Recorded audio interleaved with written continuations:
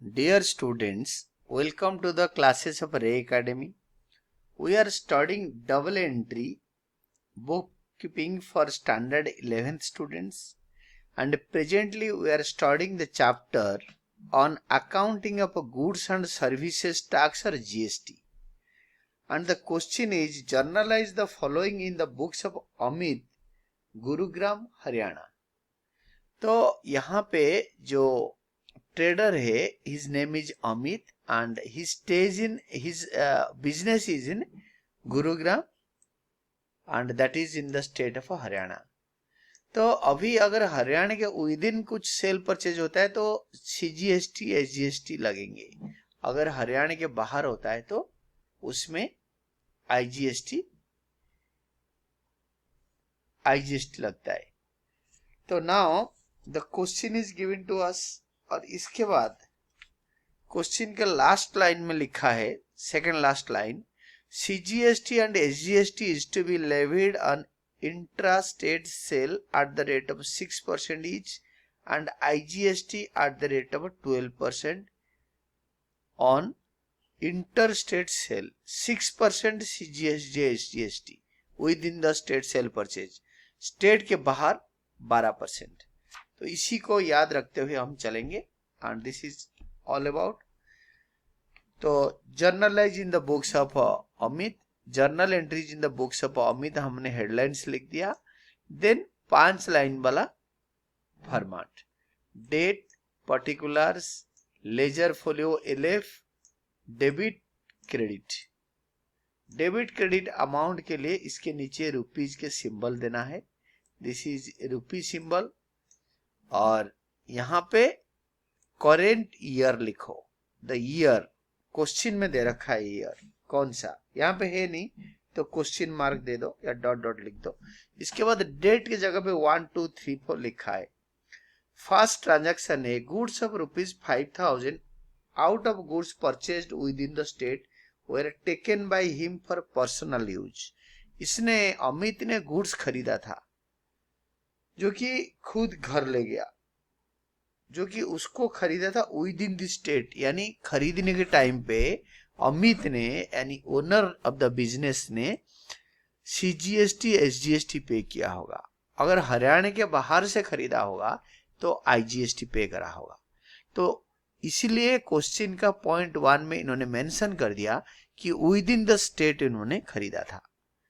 तो घर ले गया, घर ले जाना इज ड्राइंग्स, जो कैपिटल के रिवर्स होता है that is called drawings. Date में लिखो 1, drawings account debited, this is decrease in capital. Drawings या कैपिटल अकाउंट भी लिख सकते हैं. दिस इज डिक्रीज का symbol and this is capital decrease हो रहा है. Decrease in capital is debited. Amount में आपको समझाऊंगा. 5,000 का 6%, 300 और 6%, 300, 5,600. ये 600 कैसे आया, you can see below. To purchases account, purchases होता है डिक्रीज इन एक्सपेंडिचर. एक्सपेंडिचर आपके खर्चा डिक्रीज हो रहा है, decrease in expenditure. Increase in expenditure is debited whereas decrease in expenditure is credited. 2, हमारा जो GST हमने पे करे थे, जो ओनर गुड्स घर ले गया वो इनपुट GST हम कैंसिल कर देंगे. To input CGST to input SGST. जब ओनर गुड्स घर ले जाता है तो 6% GST, CGST SGST दोनों जो परचेज के टाइम पे डेबिट होता है एसेट, यहाँ पे डिक्रीज इन एसेट, यहाँ पे decrease in asset, decrease in asset, asset decrease हो रहा है तो इसको कैंसिल कर दिया है. दोनों एसेट होता है and this is decrease in expenditure, this is decrease in expenditure. Purchases में डिक्रीज इन एक्सपेंडिचर. और ड्राइंग्स मतलब decrease in capital, this is decrease in capital, it is debited. ये हो गया हमारा. इसको टोटल करके 5,600 हम डेबिट कॉलम में लिखेंगे. परचेज के टाइम पे GST डेबिट होता है और परचेज जब करते हैं परचेजेस डेबिट होता है तो GST इनपुट GST डेबिट होता है. जब उसको रिवर्स यूज में लगा देते हैं, यानी गुड्स घर ले जाते हैं, गुड्स डिस्ट्रॉय हो जाते हैं नेचुरली, गुड्स को चैरिटी में दे देते हैं, गुड्स को सैंपल के तरह एडवर्टाइजमेंट के लिए डिस्ट्रीब्यूट कर देते हैं फ्रीली, तो क्रेडिट होता है। नरेशन लिख दो, being goods used for domestic purpose and reversed CGST 6% and SGST 6% each. Second case, 2000 due from Sohan were bad debts. 2000 due from Sohan were bad debts. तो सोहन से 2000 रुपए लेने वाले थे, वो बैड डेट हो गया। तो बैड डेट हमारा एक्सपेंडिचर है, क्योंकि इसको एग्जैक्टली हम लॉस नहीं बोल सकते, क्योंकि हम जब गुड्स किसी को उधार पे बेचेंगे वो हमें पैसे वापस देगा, बट यूजुअली 5-10% लोग देते नहीं है। आप जो बिजनेस करता है उसको आइडिया होता है, उधार पे देता है, कभी कभार पैसे डूब जाता है। तो पैसे डूब जाना, जो बैड डेट, उसको लॉस बोलना गलत होगा, better you can say increase in expenditure. यहाँ पे खर्चा बढ़ गया, increase in expenditure is debited to Sohan. Sohan हमारा डेटर था, वो डेटर एक एसेट होता है, तो एसेट डिक्रीज हो गया, decrease in asset is credited, whereas increase in expenditure is debited. Increase in expenditure. Narration लिखो, being ₹2000 due from Sohan became bad. Became bad मतलब ही वाज गुड डेट, जब बेचा था गुड फेथ में बेचा था और पैसे डूब गए। Third, goods of 6000 were destroyed by fire and were not insured. These goods were purchased from outside the state. तो आउटसाइड स्टेट से जो गुड्स खरीदा था वो it was lost by fire, आग लग गया, अबनॉर्मल लॉस हो गया। उसका दो चीजें लिख सकते हैं, loss by fire debited to purchases account, ऐसे लॉस बाय फायर अकाउंट या abnormal account debited to purchases account to input IGST, क्योंकि स्टेट के बाहर से खरीदा था। इतना हिसाब में हम करेंगे इस लाइन पे। This is third point, loss by fire account, और you can write down abnormal loss account. Increase in expenditure और increase in loss is debited to purchases, क्योंकि गुड्स 6000 का खरीदा था, तो मैंने आपको बताया था गुड्स घर ले गया, ड्राइंग्स हो गया, गुड्स एक्सीडेंट में लॉस हो गया, तो परचेजेस इस टाइम क्रेडिट होगा।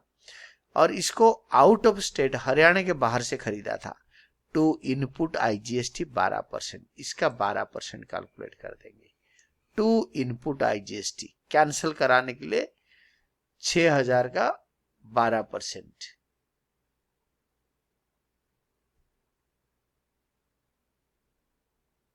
फ्रॉम आउटसाइड द स्टेट, तो फ्रॉम आउटसाइड द स्टेट का आई टेल यू, तो दिस इज परचेजेस अकाउंट, तो क्रेडिट होगा ही, क्योंकि परचेजेस गुड्स जो लॉस हो जाता है वो don't add profit to this.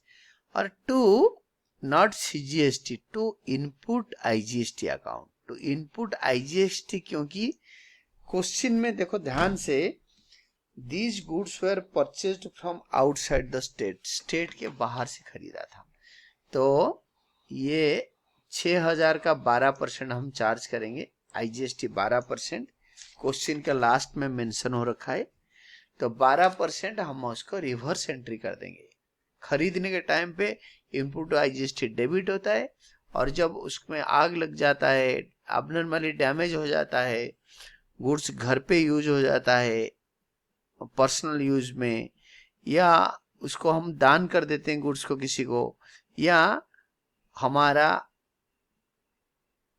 Goods में you can not sell goods to yourself, तभी इसके लिए GST को इन्वर्स कर देते हैं, और ये goods within the state purchase हुआ था। तो asset decrease in asset credited, ये वाला डिक्रीज इन एसेट है, and this is decrease in expenditure, and this is increase in expenditure और loss. Then fourth one you can see, paid 4000 in cash as wages and installation of machine, GST is not to be levied। Machine खरीदने के time पे भी GST लगता है, wages पे करने के टाइम पे भी जीएसटी लगता है, तो उसमें नहीं होगा क्योंकि मशीन का इंस्टॉलेशन का खर्चा है। तो उन्होंने स्पेसिफाई कर दिया, मशीन का वैल्यू बढ़ गया। जब हम कभी इसमें मशीन का वैल्यू बढ़ेगा तो machinery account debited, increase in asset and to cash. हम वेजेस जो पे कर रहे हैं ये वेजेस टू कैश कभी नहीं होगा। मशीन इंस्टॉलेशन मशीन का वैल्यू बढ़ाता है। ये दोनों एसेट है। Increase in asset is debited and decrease in asset is credited, being 4000 paid for installation of the machine. Machine का वैल्यू बढ़ रहा है एंड कैश घट रहा है। Increase in asset is debited whereas decrease in asset is credited, दोनों asset है। Then sold goods to Arjun of Delhi of list price of 20,000, trade discount 10% and cash discount 5% was allowed. He paid the amount on the same day and availed cash discount. Sold goods to Arjun of Delhi. हम हरियाणा से बेच रहे हैं दिल्ली वालों को। Fifth, cash account debited, या amount अभी मत समझो। डिस्काउंट अलाउड अकाउंट डेबिटेड या खाली डिस्काउंट अकाउंट डेबिटेड, इसको अभी मत समझो, ये दोनों को अमाउंट छोड़ दो। टू सेल्स अकाउंट, मैं आपको समझाता हूं। 20,000 का गुड्स का 10% ट्रेड डिस्काउंट, सेल करने के टाइम पे ट्रेड डिस्काउंट लिस्ट प्राइस से माइनस करके लिखते हैं। 20,000 से 20,000 का 10% माइनस करके 2,000, जो 18,000 आता है वो 18,000 हम क्रेडिट साइड में लिखते हैं। और इसका हम दिल्ली वालों को बेच रहे हैं and goods are moving out of Haryana state. तो टू आउटपुट आईजीएसटी अकाउंट, ये सेल प्राइस का 12% 2160, ये दोनों को ऐड करो, दैट इज 20,160। 20,160 का 5% निकालो, दिस इज डिस्काउंट, क्योंकि नकदी पेमेंट होगा 1008। हम कैश रिसीव करेंगे और गुड्स बेच देंगे। और 20,160 जो टोटलिंग था 20,160, ये 20,160 से डिस्काउंट अमाउंट माइनस कर दो और यहां लिख दो, या डायरेक्ट 20,160 का 95% मिला और 5% डिस्काउंट पे चला गया। कैश एसेट है, increase in asset is debited. Discount expenditure है, हम छोड़ रहे हैं, increase in expenditure is debited. To sales account, increase in revenue is credited, sales हमारा बढ़ रहा है, रेवेन्यू बढ़ रहा है। और आउटपुट आईजीएसटी हमारा लायबिलिटी बढ़ रहा है, क्योंकि जो जीएसटी है ना हम ट्रेडर के हिसाब से कलेक्ट करते हैं, जिसको सेल करते हैं उससे कलेक्ट करते हैं, और ये 2160 गवर्नमेंट अकाउंट में जमा करेंगे आईजीएसटी। तो ये जो पैसा है this belongs to government of India और स्टेट गवर्नमेंट, उनके जो शेयरिंग में हमें उसमें दिमाग नहीं लड़ाना, बट आधा आधा यूजुअली होता है, यूजुअली नहीं होता है। तो ये GST we collect for government, हम सरकार के लिए ये पैसे कलेक्ट करके रखेंगे और उसको बाद में जमा करेंगे। तो दिस इज सेल्स के ऊपर जीएसटी। तो दैट इज आउटपुट आईजीएसटी। इसका नरेशन लिख दो, being sold goods for cash at cash discount of 5% and trade discount of 10%, we collected 12% IGST on sales. Sales के ऊपर 12% IGST कलेक्ट किया और इस टोटल के ऊपर कैश डिस्काउंट 5% छोड़ दिया और 20,000 के ऊपर ट्रेड डिस्काउंट 2,000 छोड़ दिया। ट्रेड डिस्काउंट बुक में लिखते नहीं है, जो रेड इंक में मैंने जो लिखा है आपको उसको लिखना नहीं एग्जाम में, that is for your better understanding and clarification. Then sixth entry, received 2,000 from Ramesh whose account was written off as bad debt। 2,000 रुपए रमेश से रिसीव किया।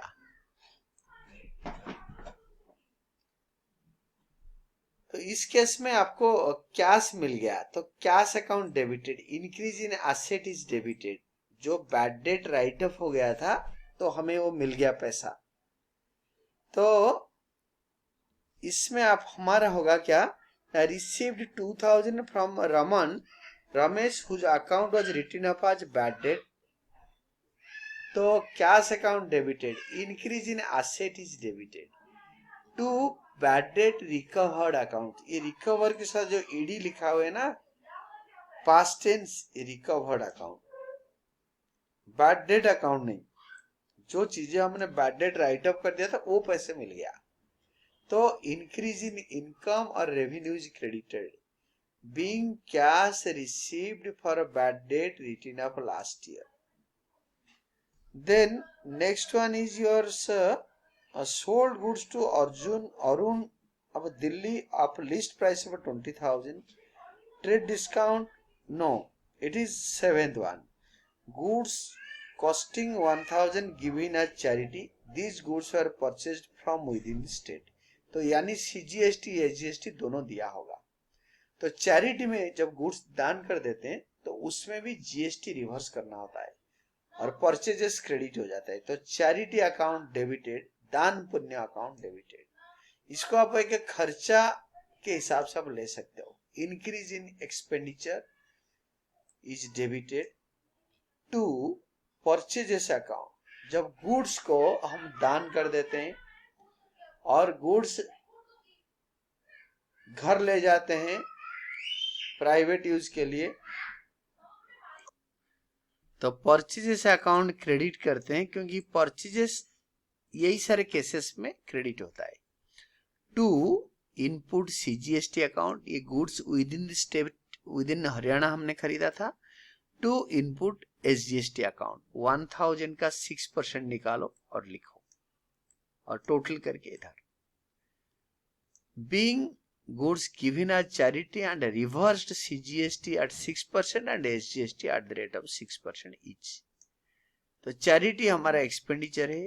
Increase in expenditure is debited and decrease in expenditure is credited and decrease in asset, ये दोनों CGST SGST हमारा asset है, हमने पे करा था इसको, ये दोनों डिक्रीज हो रहा है। Decrease in asset is credited, decrease in asset is credited. Next one is your eighth one. Eighth one is received 9750 from Ramesh. In settlement of account is 10,000. The word in settlement means discount है। Cash receive करा, increase in asset is debited, हमने discount दे दिया इन settlement, उसके साथ settlement कर दिया, उससे और पैसे नहीं लेना।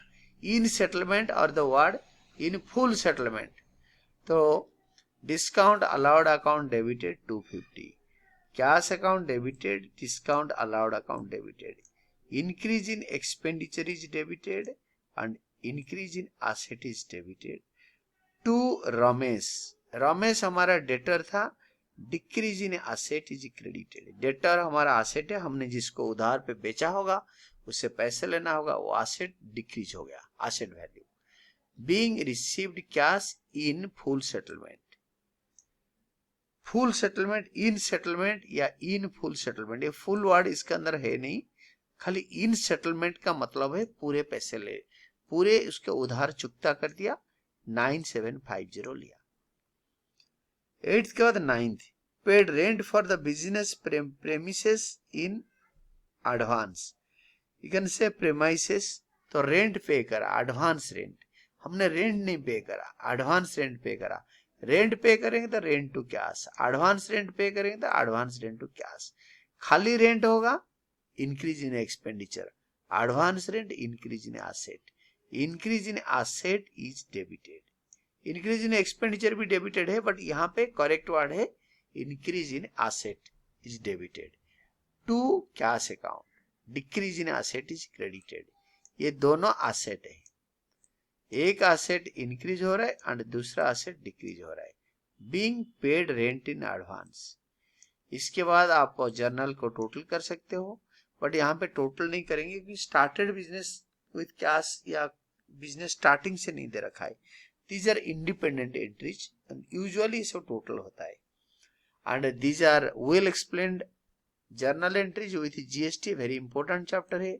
आप अगर उसको खुद थ्योरी पढ़ के खुद करते हो तो नोट सेल में आप ये सारे देख सकते हो, this one and this one you can C in one go. इसको आप देख सकते हो, चेक कर सकते हो इसको, and these are all about your GST.